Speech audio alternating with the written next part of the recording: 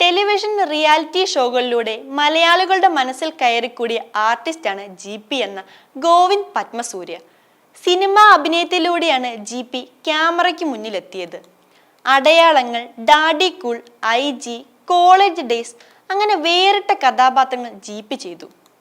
എന്നാൽ 2014 സംപ്രേഷണം ചെയ്തു തുടങ്ങിയ D4 ഡാൻസ് എന്ന റിയാലിറ്റി ഷോയിലൂടെയാണ് GPയെ ജനങ്ങൾ കൂടുതലും തിരിച്ചറിയുന്നത്. നിരവധി ടെലിവിഷൻ ഷോകളിൽ GP എത്തി. സിനിമകളിൽ വളരെ സെലക്റ്റീവായാണ് അഭിനയിച്ചത്.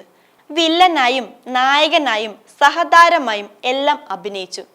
ഈ വ്യത്യസ്തത തന്നെയാണ് GPയെ കൂടുതൽ പ്രേക്ഷകരിലേക്ക് എത്തിക്കാൻ സാധിച്ചത്. തമിഴിലും തെലുങ്കിലും ശ്രദ്ധേയ വേഷങ്ങൾ ചെയ്തു.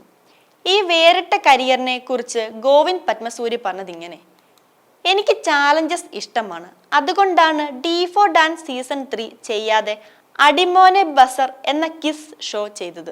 എൻ്റെ കംഫർട്ട് സോണിൽ നിന്ന് ചെയ്യുകയാണെങ്കിൽ തീർച്ചയായും D4 ഡാൻസ് 3യിൽ ആങ്കറിംഗ് ചെയ്താൽ മതിയായിരുന്നു. കുറേ വർഷം അതേ ഷോയിൽ നിന്നിരുന്നെങ്കിൽ സേഫായിട്ട് കരിയർ മുന്നോട്ട് കൊണ്ടുപോകാൻ സാധിക്കും. അത്രയ്ക്കും പ്രേക്ഷകരുടെ സപ്പോർട്ട് ലഭിച്ചിരുന്നു. സിനിമയിൽ പ്രേതം ചെയ്ത് കഴിഞ്ഞപ്പോൾ ഷിബുക്കുട്ടനെ പോലുള്ള കഥാപാത്രങ്ങൾ വന്നുകൊണ്ടിരുന്നു. അങ്ങനെ ഒരേ വേഷങ്ങൾ ചെയ്യണ്ട എന്ന തീരുമാനത്തിലാണ് തമിഴിൽ കീ എന്ന സിനിമയിൽ വില്ലനായി അഭിനയിച്ചത്. ആ ചിത്രം ഒരു പരാജയമായിരുന്നു. പക്ഷെ ആ സിനിമ കാരണമാണ് തെലുങ്കിൽ അങ്ങ് വൈകുണ്ഠപുരത്ത് എന്ന പ്രോജക്റ്റ് കിട്ടിയത് എന്നാണ് അദ്ദേഹം പറഞ്ഞത്. അല്ലു അർജുന്റെ വില്ലനായി മലയാളികളുടെ GP സ്ക്രീനിലെത്തിയപ്പോൾ ഏറെ അഭിമാനമേറിയ നിമിഷമായിരുന്നു അത്. കരിയറിലെ ഏറ്റവും വലിയ പ്രൊജക്റ്റായിരുന്നു അത്, അങ്ങ് വൈകുണ്ഠപുരത്ത്.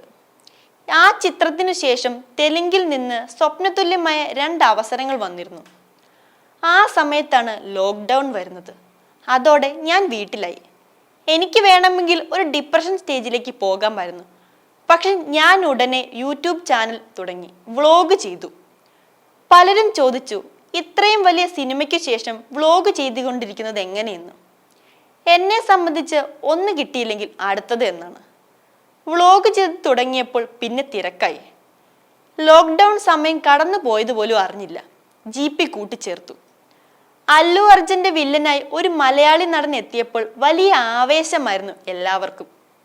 GPയുടെ വിവാഹത്തിന് അല്ലു അർജുൻ വരുമോ എന്ന് പലരും ആഗ്രഹിച്ചിരുന്നു.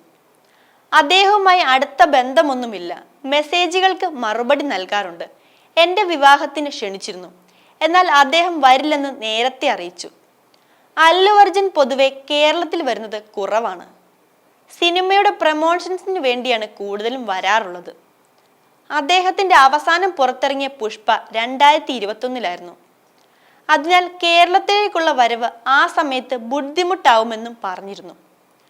അദ്ദേഹം വിവാഹത്തിന് ആശംസകൾ അറിയിക്കുകയും ചെയ്തിരുന്നു.